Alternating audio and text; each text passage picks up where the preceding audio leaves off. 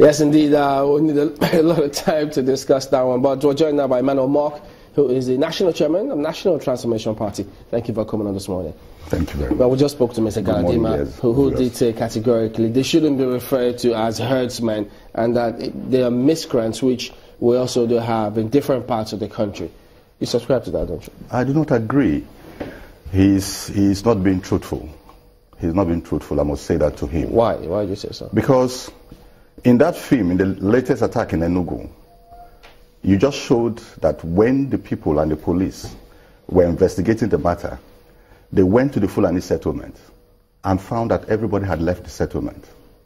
If they were miscreants and the Fulanis were innocent, in that settlement, they would not have left their village. It's a settlement. Even if you look at the settlement, you find that that settlement seems to have been newly built.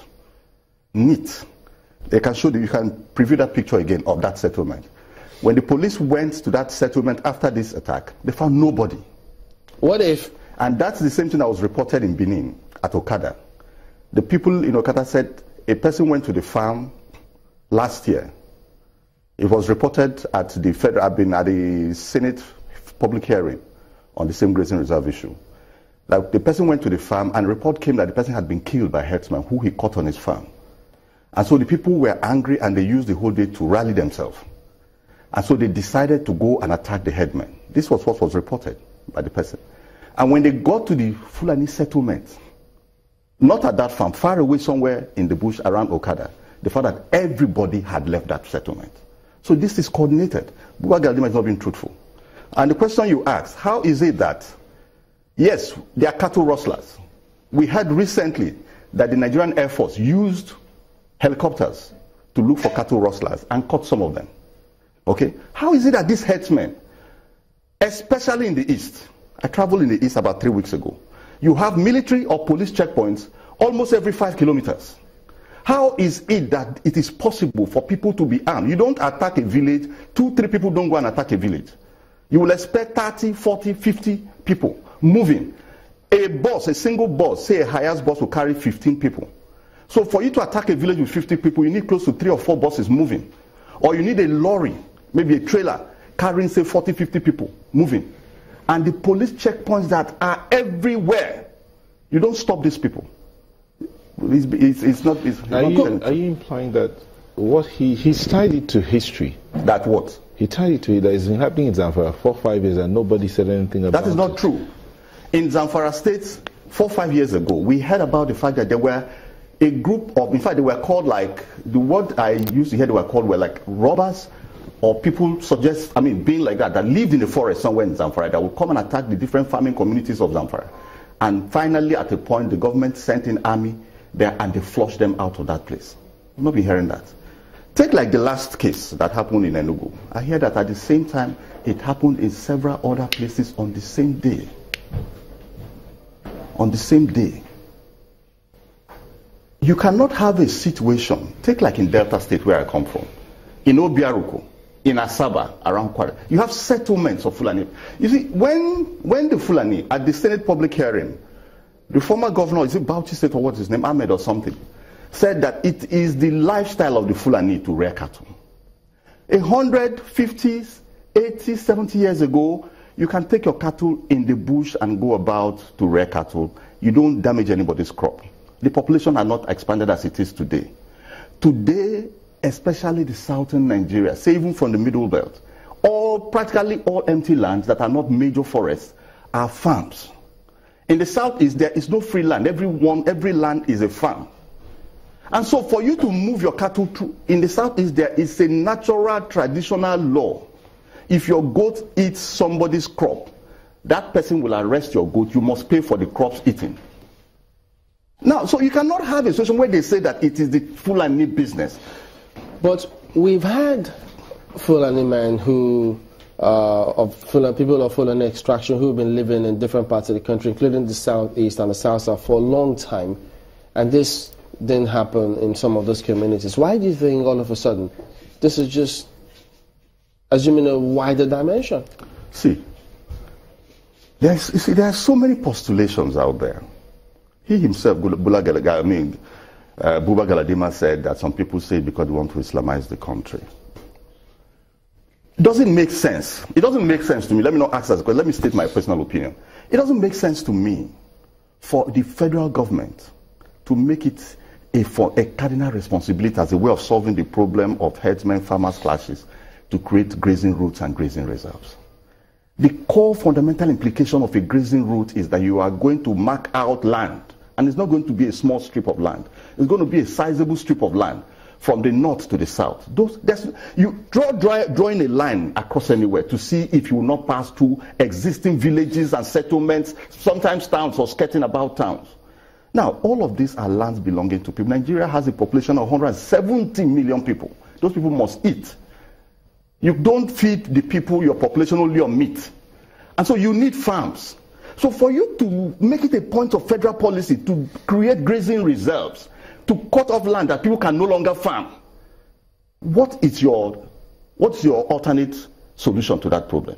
Now, people like us have suggested to them, even people that are agriculturists have suggested that the northeast, that is the Sambisa Forest area, the area of the Chad River, the Lake Chad Basin, is an unpopulated vast area of land. If it's something you want to do seriously and there are no other motives for it, sincerely, it just makes sense to mark out land in lots, major grazing lots, 100 acres or 100 hectares, and lease it out and plan. If Gaddafi could turn a desert, Libya, into farms and grazing reserves and grazing lands, what about the Lake Chad Basin that is actually a fertile ground where it's a major agricultural area for the country? Why don't they do that and save this country, this crisis, this major, everywhere? If you remember the crisis that happened in Obiaruku, when the youths of Obiaruku decided to attack the Fulanis, the police came. They didn't come when the Fulanis settled on the farms and were eating the people's crops.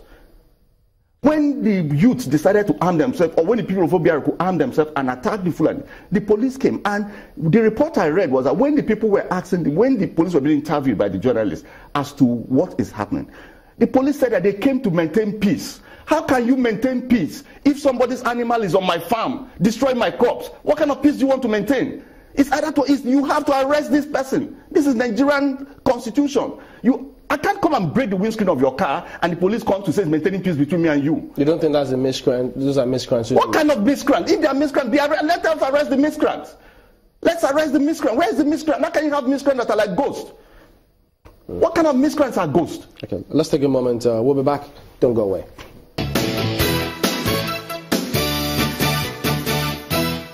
Welcome back. Well, this is clearly a problem, a challenge that this country really needs to address and not play the ostrich. Good. If people can't rely on security, that would be a huge one. I'm not saying that they can't at the moment, but how do we solve this? You see, for me, when we talked of state police, it made sense. But I was afraid because politicians might hijack it. But at a situation like this, I believe it's either, you see, the man talking, Buba Galadima, was saying that people are trying to embarrass the president. Says it's politically motivated. Yeah, that it was politically motivated. The thing, I hear that Abacha said that if there is an insurgency and that insurgency lasts more than 48 hours, then the government is either sympathetic to it or just allowing them. When Buhari came in, we had a lot of miscreants, if I use the word, going by Buba Galadima, who were refining crude in the creeks of the Niger Delta. The first 4 months of the Buhari regime was the military, the Navy especially, combing the creeks and destroying all of those hidden local refineries. That's somebody paying attention to a problem. In our own situation now, travel around the country, you see herdsmen all over the place in the farms, all over the place. And you have police. I was informed in Delta State that when there was a particular crisis with herdsmen somewhere around the Kwale area of Delta State, either Kwale or Biobaraku, that area, that when the security committee met the commissioner of police, he said that what can he really do? That these people, the Fulani herdsmen, are plying their trade. This is the only business they know. And so what can he really do? But look at that. This is the security chief of the state, the commissioner of police. And it wasn't quoted out of context. No, it wasn't quoted out of context.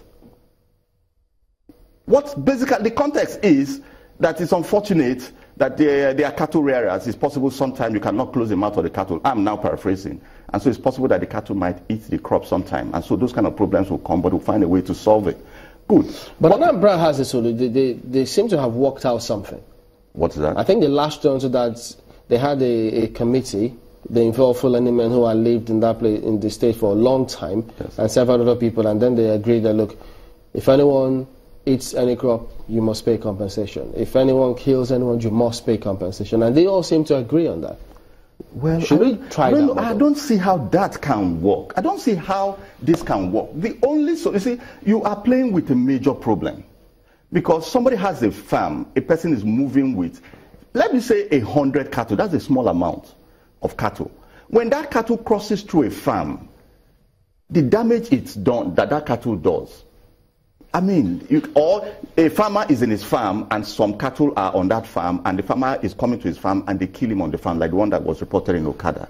I mean, how do you allow, you know that this is going to find problem and you allow it? If the government is going to solve a problem, they should solve the problem. And I think the best way to solve this problem is to ban completely free range grazing and cattle rearing, right, and create what do you call them again? Ranches. Farms, cattle ranches. All right, we'll have to anchor at that point, but clearly we'll have to do a lot more in terms of looking at this matter in subsequent days. Emmanuel Mok is the National Chairman, National Transformation Party. Thank you for coming on this morning. Thank you very much. And we thank you all for watching as well and for sending in your comments. We'll see you next time. I'm Chamberlain Usa. I'm Nelta Ebe. And Maokbe Ogun, thank you so much.